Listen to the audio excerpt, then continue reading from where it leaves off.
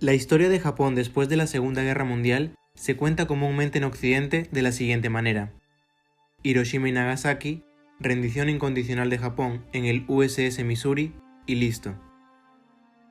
Pero luego de la derrota de Japón, Estados Unidos lideró a los aliados en la ocupación y rehabilitación del Estado japonés.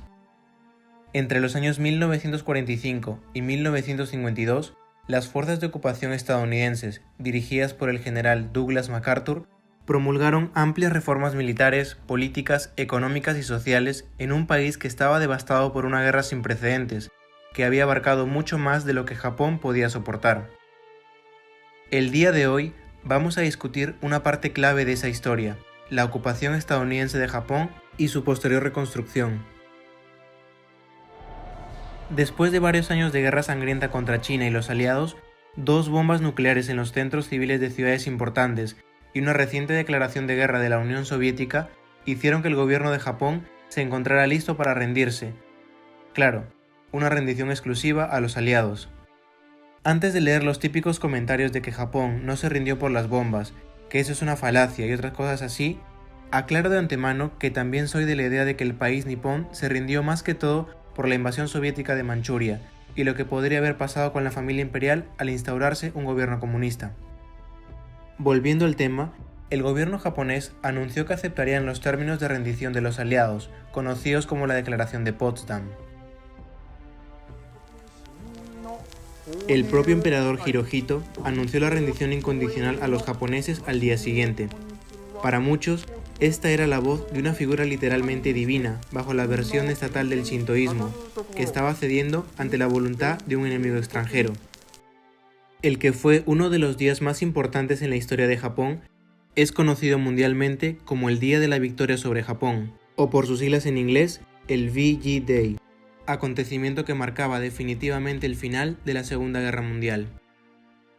Es preciso recalcar que la Guerra de Japón fue más allá de los límites de lo que comúnmente se conoce en Occidente como la Segunda Guerra Mundial, ya que su guerra había comenzado en 1937 contra China. Entonces, para los japoneses, esto fue el final de 8 años de derramamiento de sangre. Como lo mencioné, los aliados fueron liderados por el general Douglas MacArthur, designado previamente por el presidente Truman para liderar la ocupación estadounidense. La rendición incondicional solidificó que Japón ya no sería un gobierno totalitario, permitiendo la democracia y destruyendo su capacidad de hacer la guerra. Durante los próximos 6 años, Japón estaría bajo ocupación militar directa, con MacArthur más o menos a cargo del país. Esta latitud de control, más considerable por parte de los Estados Unidos en comparación con su ocupación en Alemania, permitió que los estadounidenses transformaran a Japón literalmente en lo que quisieran.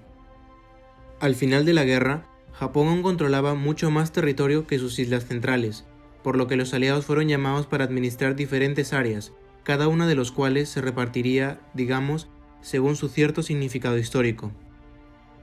Para empezar, la República de China, preparándose ya para una nueva guerra con los comunistas, tomó el control de la isla de Taiwán y las islas en el estrecho de Taiwán. Estados Unidos tomó el control de Okinawa, Micronesia y las islas de Amami y Ogasawara. En estas últimas se encuentra Iwo Jima, por cierto, sumado a la mitad sur de la península coreana. Por su parte, la mitad norte, junto con las islas Kuriles y el sur de la isla de Sajalín, fueron tomados por la Unión Soviética. Muchos pensaban que esta división sería la idónea, en donde nada podría salir mal. Ahora, un punto clave es que, a diferencia de la Alemania Oriental, Japón estaba completamente bajo control estadounidense, con solo una pequeña fuerza de la Commonwealth británica que se encargó de desmilitarizar el país. Con las preocupaciones de Truman sobre lo que Stalin parecía estar haciendo con los países donde la URSS tenía ocupación, el presidente estadounidense tenía la intención de mantener la ocupación de esa manera. Sin embargo, esta división y repartición de territorios que acabo de mencionar fue en realidad el segundo borrador, ya que existía un primer plan de ocupación de Japón desechado, razonablemente desde el principio. Dicho borrador fue un programa que se parecía mucho más a la Alemania de la posguerra, completa con zonas de ocupación y los soviéticos preparados para apoderarse de la isla norteña de Hokkaido. Es probable que este cambio sea una razón por la cual no hablamos hoy en día de un Japón del norte y un Japón del sur. Siguiendo con la historia, el general MacArthur llegó a Japón para encontrarse con el principal problema abrumador: el hambre. El país nipón permaneció al borde de la inanición durante años, y el primer proyecto de los Estados Unidos fue enviar la mayor cantidad de comida posible y llevarla a la gente. Esto era todo un reto, ya que no había un gobierno funcional, y los centros urbanos del país habían sido devastados por los bombardeos, irónicamente por las mismas personas que ahora estaban en el proceso de reconstrucción del país. El siguiente proyecto fue tratar con la monarquía japonesa. MacArthur quería un emperador despolitizado complaciente, que permanecería como una figura simbólica, pero no interferiría en la política del país. Resulta difícil imaginarse a un japonés pasando de ver a su emperador como una figura semidivina que controla un imperio a tener que verlo ahora como una figura decorativa. Sin duda que eso fue una píldora amarga de tragar. Esta transición se conoció por primera vez el 27 de septiembre, al tomarse esta famosa fotografía que todos conocemos. Hay que mencionar también que MacArthur resistió las llamadas de otros líderes aliados para llevar a Hirohito a juicio como un criminal de guerra. El general estadounidense sabía que tal acto pondría a los japoneses en contra de los planes aliados para el país y presionó para mantenerlo en un papel ceremonial, lo cual consiguió, ya que Hirohito se mantuvo como emperador de Japón hasta su muerte en 1989. Siguiendo con los planes de ocupación, hablemos ahora de las fuerzas que ocuparon el país. Al ya haberse rendido previamente, más de 350.000 efectivos estadounidenses estaban estacionados en Japón a finales de 1945, y esta cifra aumentó hasta principios de los años 50. Sin embargo, hasta el día de hoy, Estados Unidos aún mantiene una presencia militar considerable en Japón, utilizándola como una base de operaciones para sus trabajos en el este de Asia. Y ahora, ¿qué es lo siguiente? ¿Cómo reconstruyes un país devastado totalmente? En el caso de Japón, los estadounidenses comenzaron con derribar los sistemas viejos. Una preocupación principal para los Estados Unidos y sus aliados era asegurarse de que Japón, al igual que Alemania, nunca se reconstruirían y entrarían de nuevo en otra guerra. Japón tuvo que desmantelar sus propiedades imperiales.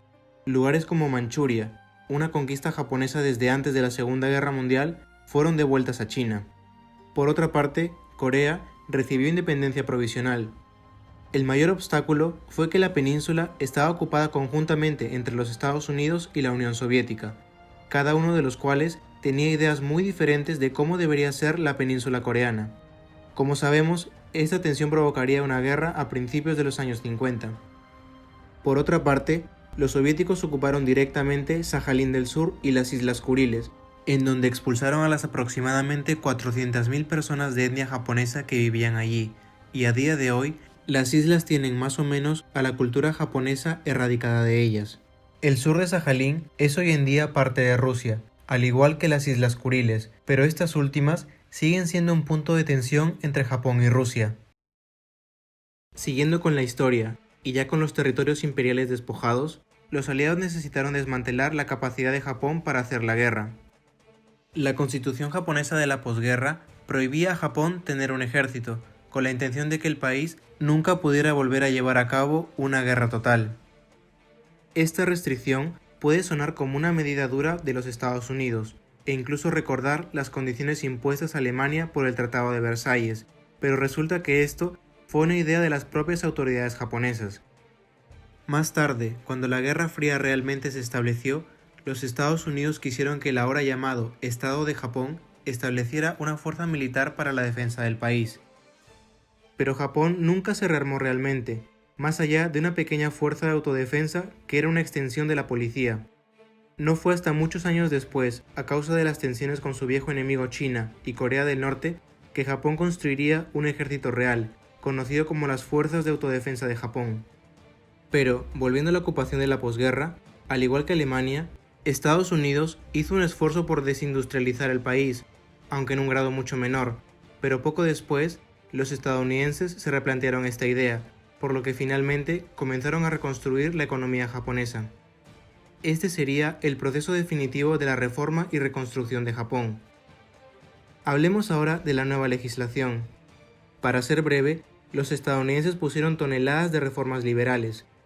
La nueva constitución japonesa prohibió la mayoría de las formas de censura de la prensa, claro, salvo mencionar cualquier cosa que pueda perjudicar a las fuerzas de ocupación estadounidenses. En base a la nueva constitución, los Estados Unidos reestructuraron por completo la sociedad, el gobierno y la economía japonesa. Muchas libertades personales de religión y conciencia se convirtieron en la ley del país. La educación hasta la escuela secundaria también se convirtió en obligatoria, muy similar a la de los Estados Unidos, y los prisioneros políticos ya no estaban permitidos. Fue a causa de la nueva constitución que se solidificó muchos de estos derechos de libertad. Esta se inspiró en varios documentos que iban desde la Declaración de los Derechos de los Estados Unidos hasta la Constitución soviética. Esta nueva constitución japonesa formalmente convirtió al emperador en un título ceremonial y consagró la prohibición militar, los derechos de voto de las mujeres, otorgó poderes al parlamento y distribuyó más poder a los gobiernos locales. Muchos atribuyen los esfuerzos de estas reformas al aumento de los derechos de las mujeres japonesas. Las mujeres salieron a votar en las primeras elecciones en gran número, e incluso eligieron a 39 mujeres políticas en sus primeras elecciones. De hecho, una mujer llamada Bit Sirota fue la defensora más destacada de la consagración de la igualdad de la mujer en la Constitución japonesa. De hecho, ella redactó los artículos 14 y 24 que estáis viendo en pantalla. Por último, la exposición a la cultura occidental también llamó la atención y liberalizó el papel de la mujer en la sociedad japonesa. Relativamente hablando, se puede decir que MacArthur reconstruyó la economía bajo el modelo del New Deal de Roosevelt, utilizado para combatir la depresión en los Estados Unidos. Además de eso, hubo una reforma agraria masiva que redujo el número de campesinos, se consagró el derecho a crear sindicatos y afiliarse a ellos, y se estandarizaron las condiciones de trabajo. El plan que tenía Estados Unidos para la economía japonesa era hacer un país próspero y estable, y lo que es más importante para ellos, hacer crecer un poderoso aliado.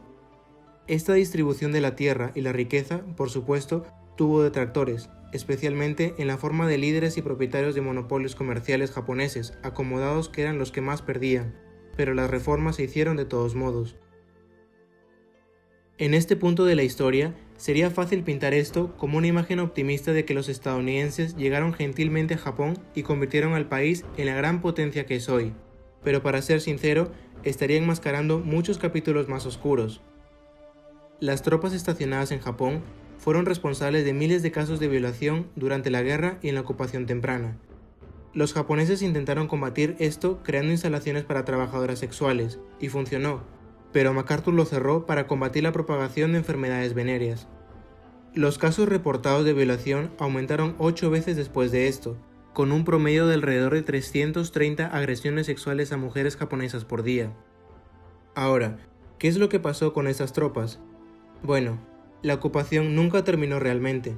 El número de tropas disminuyó, sí, especialmente porque Estados Unidos tenía otros intereses en lugares como Corea y Vietnam, pero la ocupación de Japón por parte del ejército estadounidense sigue siendo algo importante. Las instalaciones militares allí son masivas, y la fricción entre las tropas estadounidenses y los locales sigue siendo una ocurrencia común. Una búsqueda rápida que puedes hacer en Google de los incidentes que involucran al personal militar estadounidense en Okinawa es prueba de ello. A fin de cuentas, el Japón de hoy es una de las economías más grandes del mundo y un estado moderno verdaderamente único. Desde las cenizas de la Segunda Guerra Mundial, Estados Unidos fomentó el crecimiento de un poderoso aliado en una región difícil para ellos. Japón a menudo actuaría como un importante centro logístico para las operaciones estadounidenses en el Pacífico y desempeñaría un papel importante en la Guerra Fría en Asia.